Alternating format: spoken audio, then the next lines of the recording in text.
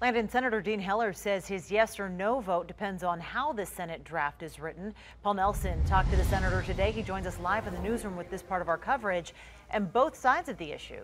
Paul, healthcare is a topic that's really getting some split reaction from Nevadans.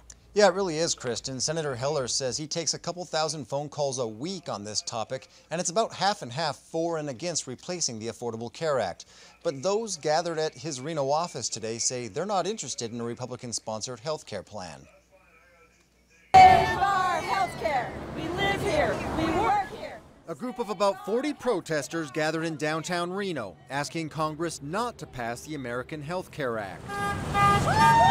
A lot of people here believe that health care is a human right, and we feel that everybody should be able to be covered and not just access, be able to afford the health care. Medicaid expansion provides about 200,000 Nevadans with coverage. Some worry that could change. We do not want to throw people off of Medicaid. We do not want to give a tax break to millionaires to endanger people's lives and cause suffering. Heller's biggest concerns are the possible changes with Medicaid and whether providers keep accepting it. He says there's a balancing act between loss of coverage and the cost of premiums. I want to be very careful. We have a couple 100,000 Nevadans who now have insurance that otherwise would not have had insurance. And it's important to me to make sure that those who have it keep it. Heller likes the idea of coverage for people with pre-existing conditions and keeping kids on their parents' insurance until they're 26 years old.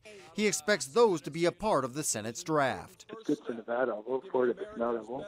Heller says he's been to dozens of meetings about what the bill should look like. While Democrats say Republicans are writing the draft in secret, he says bipartisanship would be welcome. It's hard to do something in secret when the other side says they don't want to work with you. Democrats are more than welcome to attend this, but they have been given marching orders that they're not allowed to negotiate with Republicans in order to find a health care fix.